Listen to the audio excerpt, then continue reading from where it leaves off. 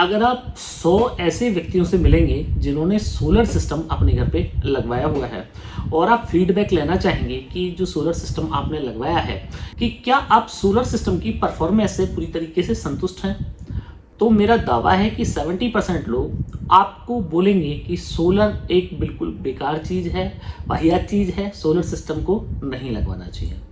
10% लोग आपको ये भी बोल सकते हैं कि हमने सोलर सिस्टम लगवाया तो इसलिए था कि सोलर सिस्टम लगवा के हमारे के बिजली बिल जो हैं वो कम हो जाएंगे, पर सोलर सिस्टम लगवाने के बाद में हमारे बिजली बिल कम होने की बजाय बढ़ गए। इसके साथ ही 10% लोग आपको ऐसे मिलेंगे जो सोलर सिस्टम की परफॉर्मेंस से एवरेज सेटिस्फाइड हैं, मतलब कि वो ना तो आपको पॉजिटिवली कोई फीडबैक देंगे और ना ही कोई नेगेटिव फीडबैक देंगे। 10% लोग आपको जरूर ऐसे मिलेंगे कि जो लोग सोलर से 100% सेटिस्फाइड हैं और वो लोग आपको रिकमेंड करेंगे कि आपको भी सोलर सिस्टम के साथ में जाना चाहिए। एक बहुत बड़ा तबका 70% का वो ऐसा है जो कि सोलर सिस्टम से कंप्लीटली डिसअपॉइंटेड है। तो फ्रेंड्स, ये सोलर की एक ऐसी कड़वी सच्चाई कि जिस सच्चाई को आप झुठला नहीं सकते। तो फ्रेंड्स, आज इस वीडियो में मैं आपको बताने जा रहा हूं कि 5 ऐसी बिग मिस्टेक्स जो कि 99% लोग इन गलतियों को करते हैं और उनका सोलर सिस्टम हो जाता है फेल। तो अगर आप सोलर सिस्टम लगवाना चाहते हैं, लगवाने जा रहे हैं, या एग्जिस्टिंग आपने सोलर सिस्टम लगवाया हुआ है, ये वीडियो आपके लिए बहुत महत्वपूर्ण होने वाला है, क्योंकि ये वीडियो देखने के बाद में खुद तो आप अपने सोलर सिस्टम को ठीक कर ही लेंगे और इस जानकारी से आप उन बहुत सारे लोगों को भी फायदा पहुंचा सकते हैं जो लोग सोलर सिस्टम लगवाने के बाद में परेशान हैं। तो फ्रेंड्स, मैं हूं दीपक चौधरी और आप लोगों से रिक्वेस्ट कि आप लोगों को मेरा वीडियो पसंद आए तो वीडियो को लाइक और शेयर जरूर कीजिएगा। अभी तक भी अगर आपने हमारा चैनल सब्सक्राइब नहीं किया है तो कृपया चैनल को सब्सक्राइब करें। वीडियो पसंद आए तो ज़्यादा से ज़्यादा लोगों तक इस वीडियो को शेयर करें। तो फ्रेंड्स, बात करते हैं कि सोलर सिस्टम के अंदर जो 5 सबसे बड़ी मिस्टेक्स हैं उनमें से टॉप मिस्टेक नंबर 5 क्या है। तो फ्रेंड्स, टॉप मिस्टेक नंबर 5 है, जब आप सोलर सिस्टम लेने दुकानदार के पास में पहुंचते हैं तो आप अपना जो सिस्टम वहां पे बताते हैं वो उस तरह बताते हैं कि जितना आपका या तो सैंक्शन लोड है, जितने किलोवाट का आपने जो बिजली कनेक्शन है वो लिया हुआ है, या फिर आप अपना मैक्सिमम वाला लोड बता देते हैं। एग्जांपल के तौर पे, मैं अगर सोलर सिस्टम लेने जा रहा हूं और मैं एक लेमैन हूं, मेरे को बहुत ज़्यादा सोलर सिस्टम के बारे में नहीं पता है, तो मैं जाके जो है वो बोलूंगा कि साहब मेरे यहाँ एक तो फ्री चलता है, पूरे दिन फ्री चलता है, 200-250 वाट लेता होगा, कभी कभार टीवी चल जाता है 10-15 मिनट के लिए, समर चल जाता है, 2 पंखे चलते हैं, बस साहब इतना ही लोड है। अब अगर मैं दुकानदार के पॉइंट ऑफ व्यू से सोच के बताऊं, अब दुकानदार को लगा कि 2-2.5 किलोवाट में इनका मामला जो है वो निपट जाएगा। तो पहली मिस्टेक आपकी यही है कि सोलर सिस्टम को इस तरीके से डिजाइन ही नहीं किया जाता जिस तरीके से सोलर सिस्टम को अक्सर लोग डिजाइन करते हैं। तो आपको सोलर सिस्टम को इस तरीके से डिजाइन करना है कि आपको 2 चीजें सोलर सिस्टम में देखनी है। नंबर 1 तो कितने टाइम आपको लोड चलाना है, नंबर 2 कि मैक्सिमम लोड आप क्या चलाना है। तो दोनों अलग अलग बातें हैं कि कितने टाइम लोड चलाना है, मतलब मेरे को अगर समरसेबल चलाना है तो कितने घंटे मेरे को समरसेबल चलाना है। तो अधिकतम लोड क्या चलाना है का मतलब है कि एक टाइम में मैक्सिमम लोड मेरे क्या चल सकते हैं, कि मैं समरसेबल के साथ में क्या कुछ मेरे और लोड भी हैं जो चलेंगे, तो अधिकतम मैक्सिमम में कहां तक जा सकता है। तो सोलर सिस्टम डिजाइन करने में आपको इन दोनों चीजों का ध्यान रखना है। अब इन दोनों चीजों का ध्यान आपको इस तरीके से रखना है, इसके लिए आपको करना यह है कि आज सुबह 7 बजे से, एक एग्जांपल मैं आपको दे रहा हूं, आज सुबह 7 बजे से कल सुबह 7 बजे तक आपको अपने पावर कंजप्शन नोट करने हैं। मतलब आपकी जो मीटर है, जो आपका इलेक्ट्रिसिटी मीटर विभाग की तरफ से मिला है आपको, वहां पे आपको देखना है कि कितने यूनिट का आपका 24 घंटे का बिजली खर्चा हुआ। सपोज आपका बिजली खर्चा जो है वो 12 यूनिट का आपका बिजली खर्चा आया कि आज सुबह 7 बजे से कल सुबह 7 बजे तक आपके जो इलेक्ट्रिसिटी कंजप्शन रहे वो 12 यूनिट के रहे।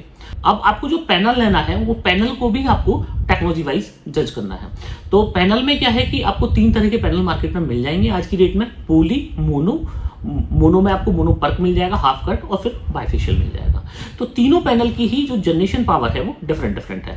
पॉली पैनल में अधिकतम आपको 1 किलोवाट से 4 यूनिट मिलता है, मोनो पर्क में आपको 4.5 यूनिट, और मोनो पर्क बाइफेशियल में आपको 5.5 से लेकर 6 यूनिट तक मिल जाता है। डिपेंड करता है कि आप किस टेक्नोलॉजी का पैनल ले रहे हैं। अब यहाँ पे आप फर्क समझिए कि अगर आपको 12 यूनिट की आवश्यकता है तो 12 यूनिट के लिए पोली पैनल्स अगर आपको लेने हैं तो आपको 3 किलोवाट पोली पैनल लेना पड़ेगा, और अगर आपने मोनोपर्क बाइफेशियल के साथ में आप चलेंगे तो मात्र 2 किलोवाट पैनल ही आपका 12 यूनिट आपको बना के दे देगा। तो सबसे पहले आपको पैनल डिसाइड करना है कि नंबर ऑफ पैनल्स आपको चाहिए कितना। नंबर 2 जो है वो आपको ये देखना है कि एक टाइम हमारा आपका समरसेबल है, और समरसेबल के साथ में ऐसा है कि आपके कोई और लोड चलते हैं कि आपके 2 पंखे जो हैं वो चलने ही चल रहे हैं। तो आपको पहले तो समरसेबल का आपको मैक्सिमम लोड देखना है कि भाई समरसेबल का मैक्सिमम लोड मेरा कितना जाता है, मतलब 2000 वाट जाता है या 2100 वाट जाता है, और उसके साथ में कितने लोड चलते हैं। माना कि 2 पंखे मैं जोड़ लेता हूँ, 2 पंखे और चलते हैं समरसेबल के साथ में, तो माना 2400 वाट का वो समरसेबल के टाइम पे एक टाइम में आपका अधिकतम हो जाता है। इससे ज्यादा लोड आपका कभी नहीं रहता। तो आपको जो इन्वर्टर लेना है वो इतना पावरफुल लेना है कि जो 2400 वाट के लोड को लिफ्ट कर सकता हो।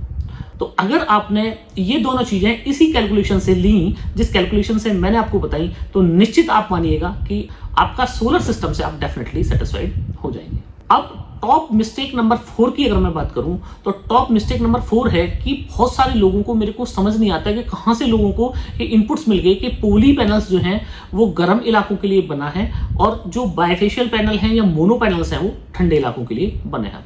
मार्केट में इस तरह के रूमर्स पता नहीं किसने और क्यों उड़ाए हैं, समझ से बाहर है। अधूरी जानकारी के अभाव में अक्सर लोग ये मिस्टेक करते हैं कि वो पैनल की ना तो टेक्नोलॉजी देखते हैं, वो ये देखते हैं कि कौन सा पैनल कहां इफिशियंट होता है।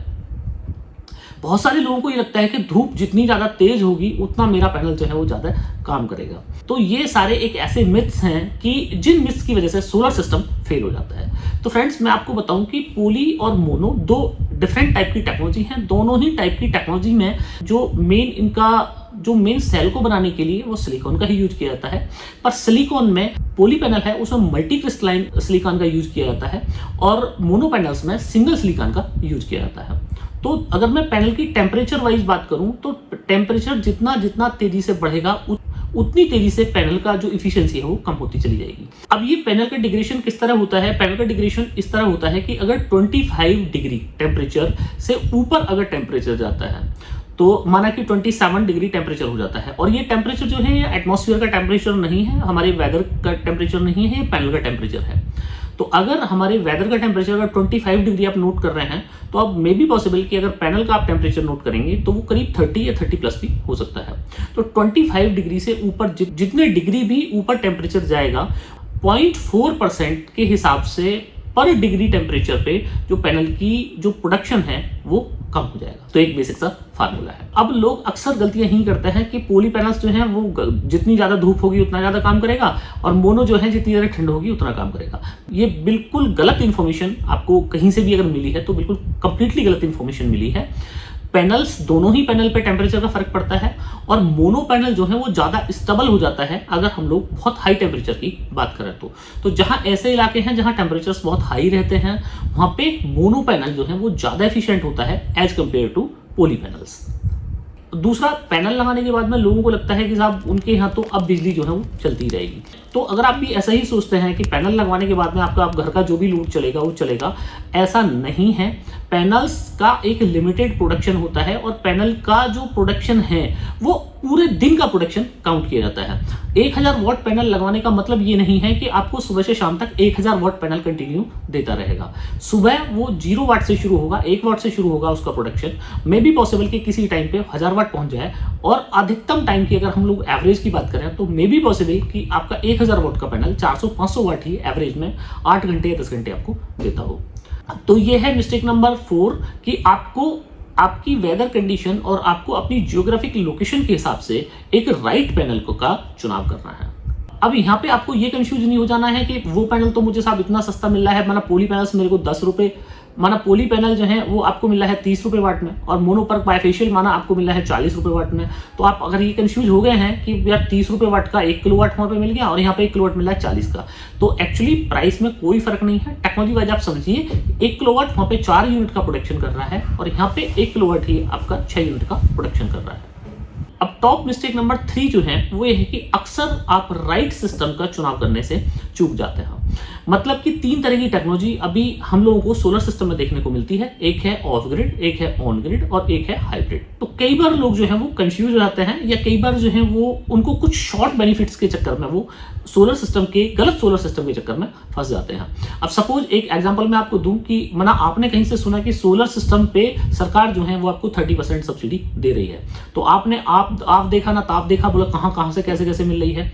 बोले आप इस वेबसाइट पे जाइए, यहाँ पे आप वेबसाइट पे जाके और अपना एप्लीकेशन आप डाल दीजिए, फिजिबिलिटी रिपोर्ट आएगी, उसके बाद आपके यहाँ पे सिस्टम लग जाएगा और 30% सब्सिडी आपको मिल जाएगी। आप खुश हो गए, आपने ना तो टेक्नोलॉजी देखी ना तो उस सिस्टम देखा और आपने अपने यहाँ पे सिस्टम लगवा लिया जस्ट फॉर की सब्सिडी मेरे को मिल जाएगी और मेरे को फायदा हो गया। अब माना कि आपने जो है वो 3 किलोवाट का ऑन ग्रिड सिस्टम लगवा लिया अपने यहाँ पे और ऑन ग्रिड सिस्टम आपने लगवा लिया। अब आप रहते ऐसी जगह हैं जहां दिन में 2 से 3 घंटे का आपके पावर ट्रिप्स हैं। अब आपके 2 से 3 घंटे आपका सोलर सिस्टम उस कंडीशन में बंद रहेगा जब आपके यहाँ पे ग्रिड जो है वो बंद हो जाएगी। मतलब अगर ग्रिड नहीं है 2 से 3 घंटे भी अगर आपके यहाँ ग्रिड नहीं रहती है तो उतने टाइम आपका सोलर भी बंद रहेगा। अब उतने टाइम ऐसा तो है नहीं कि आपका मतलब ग्रिड चली गई सोलर नहीं है तो आप अपने बच्चों को गर्मी में तो रख नहीं सकते। तो अब उस कंडीशन में क्या होगा कि आप एडिशनली आप 1 किलोवाट 2 किलोवाट या 3 किलोवाट का आप इन्वर्टर, एक बैटरी भी लेंगे और एक इन्वर्टर भी लेंगे उस कंडीशन के लिए जब आपकी ग्रिड चली जाती हो। तो आपका एक डबल खर्चा हो गया। तो गए तो आप फायदे के लिए पर हो आपका नुकसान गया। तो आपको हमेशा ये पे राइट डिसीजन लेना है कि आपको राइट सिस्टम ही चूज करना है। अब राइट सिस्टम को अगर आपके यहाँ पे कंटिन्यूस दिन के टाइम में कोई पावर ट्रिप नहीं है तो फिर आप ऑन ग्रिड के साथ में जा सकते हैं। अगर आपके यहाँ पे 1 से 2 घंटे पावर ट्रिप है तो फिर आप ऑफ ग्रिड के साथ में चले जाइए। उसी सिस्टम में आपकी बैटरी लग गई, आपकी बात खत्म हो गई। अगर ऐसा है कि महीने में आप अपने घर पे 2 से 4 दिन आप नहीं रहते हैं या आपका कोई बिजनेस पॉइंट है कि जहां पे 2-4 दिन आप नहीं रहते हैं और आप ऐसे स्टेट में रहते हैं जहां पे आपको हाइब्रिड के साथ में नेट मीटरिंग की फैसिलिटी मिल जाती है, देन आप फिर हाइब्रिड के साथ में चले जाइए। तो हाइब्रिड सिस्टम में क्या है, जब आप अपने घर पे रह रहे हैं तो आप अपनी एनर्जी का यूज कर रहे हैं। सपोज आप अपने घर पे नहीं रह रहे हैं तो नेट मीटरिंग के थ्रू आपने वो अपनी एक्स्ट्रा एनर्जी जिस दिन आप अपने घर पे नहीं है वो आपने सरकार को दे दी। जब वापस आप अपने घर पे आए तो आपने वो उतनी बिजली सरकार से वापस ले ली। तो अगर आपने राइट सिलेक्शन नहीं किया है तो भी आपका सोलर सिस्टम फेल हो जाता है और ये बिग मिस्टेक बहुत सारे लोग करते हैं। अब टॉप मिस्टेक नंबर 2 की अगर मैं बात, तो टॉप मिस्टेक नंबर 2 जो है वो है कि सोलर सिस्टम लगवाने के बाद में अक्सर लोगों के बिजली बिल्स बढ़ जाते हैं। तो अक्सर लोगों के जो बिजली बिल्स बढ़ते हैं उसके पीछे जो वजह है वो ये है कि जब उन्होंने सिस्टम लगवाया तो उन्होंने प्रॉपरली उस सिस्टम को समझा ही नहीं कि सिस्टम किस तरीके से वर्क करता है। एक एग्जांपल अगर मैं ले लूं कि अगर आपने 5 किलोवाट का सोलर सिस्टम लगवाया और आपने 5 किलोवाट का 96 वोल्ट का सोलर सिस्टम लगवा लिया और अक्सर मार्केट का बहुत एक पॉपुलर मॉडल है 596 और माना सपोज आपने 596 आपने सिस्टम लगवा लिया है अपने घर पे और आपने बैटरी बैंक लगवाया उसमें कि साहब बैटरी बैंक 150 एच नहीं चाहिए मेरे को तो 200 एच की बैटरी चाहिए, 8 बैटरी मेरे को 200 एच की चाहिए। अब 5 किलोवाट लग गया। अब दिन भर आप अपना एयर कंडीशनर चलता है और बाकी आपके लोड जलते हैं। अब जब महीने में बिल आया तो पहले बिल आता था आपका 5000, अगले वाले महीने में आपका बिल आया 8000। अब आप यहाँ पे चौंक जाएंगे कि मैंने तो 5 किलोवाट का सिस्टम भी लगवा लिया फिर भी बिल मेरा घटने की बजाय बढ़ गया। तो एक्चुअली वो होता यूं है कि आप कभी ये ध्यान ही नहीं देते कि सोलर सिस्टम जो है वो एक लिमिटेड प्रोडक्शन कर रहा है और आपकी जो बैटरी है उसको चार्ज करने के लिए एनर्जी जो है वो लगने वाली है। एक 150 एच की अगर मैं बैटरी की बात करूं तो करीब 2 यूनिट उसमें बिजली उसको केवल चार्ज करने के लिए चाहिए। अगर 200 एच बैटरी की बात करूं तो 3 यूनिट आपकी पावर जो है वो आपको केवल बैटरी को चार्ज करने में लगने वाली है। अब माना 5 किलोवाट का आपने पोली पैनल लिया है। अब 5 किलोवाट का पोली पैनल जो है वो अधिकतम आपको 20 यूनिट जो है वो हर रोज बना के दे सकता है। अब आपने क्या है कि आपके पास में 8 बैटरी हैं, 200 एच की आपने बैटरी लगवा ली तो 200 एच की बैटरी आपकी है। अब एक बैटरी को चार्ज करने को आपको कितनी चाहिए, 3 यूनिट चाहिए।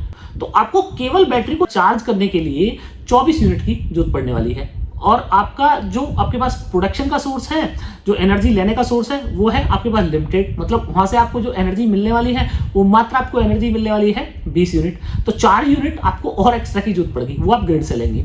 अब दूसरी यहाँ पे दिक्कत यही नहीं है। दूसरी दिक्कत यहाँ पे ये है कि माना वो जो आपकी लेड एसिड बैटरी है उसमें आप डालेंगे तो 24 यूनिट, पर जब आप उस बैटरी से वापस लेंगे तो केवल आप 12 यूनिट ही ले पाएंगे। तो 50% का लॉस आपको यहाँ देखने को मिला। अब इसमें तीसरा लॉस ये भी है कि जो आप इन्वर्टर यूज करते हैं उसका पावर फैक्टर भी 0.8 होता है। तो पावर फैक्टर की वजह से भी आपकी इलेक्ट्रिसिटी में जो है कंजप्शंस है वो आपके बढ़ जाते हैं। तो इतना सारा तो आपके कंजप्शंस हो गए, बैटरी में 50% का हो गया, पावर फैक्टर में 20% का हो गया और जब आप नाइट में बैटरी से वापस जो है वो करंट आप ले रहे हैं तो उस टाइम पे आपको केवल 50% ही मिला। और ऐसी कंडीशन में आपकी जो इलेक्ट्रिसिटी बिल्स हैं निश्चित है कि वो बढ़ रही हैं। तो ज़्यादा बेहतर है कि अगर आपका सोलर पैनल कम लगा है और वो इतना कैपेबल नहीं है कि आपकी बैटरीज को चार्ज कर दे, तो आप बेस्ट ये है कि आप सोलर सिस्टम को हटा दीजिए, सीधा आप बिजली से ही आप अपने घर के जो लोड है उनको चला लीजिए।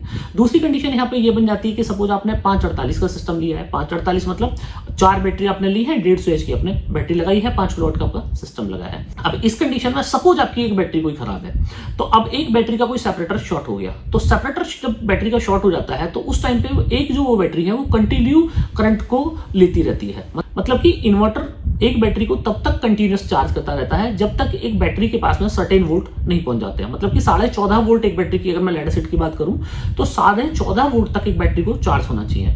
और अब उस बैटरी का माना एक बैटरी का सेपरेटर शॉर्ट हो गया, तो अब उस कंडीशन में क्या है कि वो इन्वर्टर जो है कंटिन्यू उसको चार्ज किया जा रहा है, चार्ज किया जा रहा है, चार्ज किया जा रहा है, पर बैटरी में 14.5 वोल्ट नहीं बन पा रहे हैं। अब 14.5 वोल्ट नहीं बन पा रहे हैं क्योंकि वो सेपरेटर शॉर्ट होने की वजह से बैटरी जो है कंटिन्यू एनर्जी का वेस्टेज कर रही है। अब ऐसी कंडीशन में आपके पावर बिल्स घटने की बजाय बढ़ जाएंगे, क्योंकि जो एनर्जी सोलर से आ रही है वो कंटिन्यू 100% उस एनर्जी को बैटरी में डाल रहा है, पर बैटरी आपकी फुली चार्ज नहीं हो रही है। बाकी आपके घर के और लोड भी चल रहे हैं। और जो ऑफ ग्रिड सिस्टम्स हैं, अक्सर लोग ऑफ ग्रिड सिस्टम्स को लेते हैं, तो ऑफ ग्रिड सिस्टम में क्या है, आपको स्विचिंग मिलती है। स्विचिंग का मतलब यह है कि एक टाइम में सोलर से या तो आप अपना लोड चला सकते हैं या तो आप अपनी बैटरी को चार्ज कर सकते हैं। सिंक्रोनाइजेशन नहीं मिलता है कि माना अगर मैंने 200 वाट का मैं लोड चला रहा हूं और मेरा 100 वाट का पैनल जो है प्रोडक्शन कर रहा है, तो बाकी 100 वाट जो है वो मेरे को ग्रिड से आ जाए, तो वो सिंक्रोनाइजेशन होता है। वो सिंक्रोनाइजेशन आपको ऑफ ग्रिड सिस्टम्स में नहीं मिलता है। ऑफ ग्रिड सिस्टम में आपको स्विचिंग मिलती है कि आपको या तो सोलर से वो आपका लोड चलेगा या तो फिर आप बैटरी से लोड चलेगा। तो ऐसी कंडीशन में आपके जो पावर बिल्स हैं वो भी बढ़ जाने हैं। तो आपको ये एश्योर करना है कि आपकी जो बैटरी बैंक्स हैं, क्या वो बैटरी बैंक्स में सारी बैटरियां जो हैं वो ओके हैं। कई बार बैटरी की जो ग्रेविटी है वो जब डाउन हो जाती है तो उनसे आपको बैकअप नहीं मिलता है, उस कंडीशन में भी आपके काफी सारे लॉसेस होते हैं। तो अगर आपने ऑफ ग्रिड सिस्टम्स लिया है तो या तो आप ये करें कि आप लिथियम वाला सिस्टम ले लें, बैटरी बैंक को अपने लेड एसिड बैंक को आप लिथियम बैटरी के साथ में रिप्लेस करते हैं। तो लिथियम बैटरी का आपको एडवांटेज ये मिलेगा कि वहां पे आपको जो लॉस है बैटरी के अंदर 50% की, वो लॉस आपके खत्म हो जाएंगे। जितना आपने डाला उतना ही आप निकाल लेंगे। एक ये फायदा। दूसरा, ग्रेविटी डाउन होने का खतरा नहीं। तीसरा, किसी एक बैटरी के किसी एक सेल का खराब होने का खतरा नहीं। तो ये सारी एडवांटेज आपको लिथियम बैटरी में मिल जाते हैं। लाइफ भी आपको 4 से 5 गुनी ज्यादा लेड एसिड बैटरी से मिल जाती है। तो आप ये कर सकते हैं कि आप लिथियम बैटरी बैंक के साथ में अपना सिस्टम डिजाइन कर सकते हैं। और अगर आप लेड एसिड के साथ ही बैटरी बैंक आपने डिजाइन किया हुआ है तो आप एश्योर करें कि आपका जो बैटरी बैंक है, क्या वो बैटरी बैंक ओके कंडीशन में है। अब फ्रेंड्स बात कर लेते हैं टॉप मिस्टेक नंबर 1 की। तो टॉप मिस्टेक नंबर 1 ये है कि मैंने अक्सर लोगों को देखा है कि साहब मेरे को जो है वो घर का लोड चलाना है और माना 5 किलोवाट का मेरे को लोड चलाना है, मेरे को सोलर सिस्टम डिजाइन कर दीजिए। अब मैंने उनकी जरूरत के हिसाब से माना एक 7.5 किलोवाट का सोलर सिस्टम डिजाइन कर दिया और 7.5 किलोवाट का माना जो खर्चा आया उनका वो आया माना 5 लाख रुपए। एक जस्ट एक एग्जाम्पल मैं आपको दे रहा हूँ कि माना 5 लाख का खर्चा आया। तो अक्सर यहाँ पे होता यह है कि आदमी सोचेगा कि यार मेरा 5 किलोवाट का मैं बिजली बिल दे दूंगा, मैं इतने लंबे चौड़े लफड़े में पड़ूं। अक्सर कई सारे लोगों के इस तरह के रिव्यूज ही रहते हैं कि जितने में सोलर सिस्टम लगेगा ज्यादा बेहतर है कि इतने पैसे को मैं ब्याज पे डाल दूं और उसके जो इंटरेस्ट आएगा उससे मैं अपने बिजली बिल दे दूंगा, तो मेरे को कोई जरूरत नहीं है सोलर सिस्टम लगवाने की। तो बहुत सारे लोगों के पास में अपनी अपनी थ्योरीज होती हैं और बहुत सारे लोगों के पास में हो सकता है कि इतने कमाई के इतने साधन हो कि 3 से 4% महीने का उन्हें ब्याज आता हो। दुनिया में बहुत सारे लोग ऐसे हैं जिनके पास में 2 से 3% महीने का जो है वो ब्याज नहीं आता है। अब वहां पे जो मिस्टेक ये है कि एक्चुअली जिस आदमी का 5,000 रुपए का बिल आ रहा है उस आदमी का 7 लाख रुपए का अगर सोलर सिस्टम डिजाइन कर दिया गया तो डेफिनेटली वहां पे जो सिस्टम की कैलकुलेशन है उसमें गलती हुई है। सपोज उनके कोई एक जग लोड है, माना कि उनके घर पे एक 3 HP की आटा चक्की चलती है। अब 3 HP और बाकी उनके कुछ नहीं है, बाकी फ्रिज है और टीवी है, पंखा है, बाकी ये सारे लोड है, एक AC भी है। पर केवल आटा चक्की को चलाने के लिए 7.5 किलोवाट सिस्टम की मुझे जरूरत पड़ने वाली है। तो मैंने उनकी जो घरेलू आटा चक्की है उसको चलाने के लिए 7.5 किलोवाट का सिस्टम डिजाइन कर दिया, जिसकी कॉस्ट जो है वो 5 लाख हो गई। अब इस सिस्टम को आप 2 हिस्सों में जो है वो बांट सकते हैं। एक हिस्से में ये है कि जो उनके नॉर्मल लोड है, अब नॉर्मल जो लोड है उनके वो है ज्यादा से ज्यादा 2 किलोवाट के, तो मैंने उनको 3 किलोवाट है 3 किलोवाट का भी सिस्टम दे दिया तो भी उनका काम चल गया। अब जो आटा चक्की है वो माना उनकी मात्र 1 घंटे चलती है, एक दिन में 1 घंटा ही चलती है। तो 1 घंटा चूंकि आटा चक्की चलेगी तो उसके पावर बिल्स तो बहुत ज्यादा बढ़ेंगे नहीं।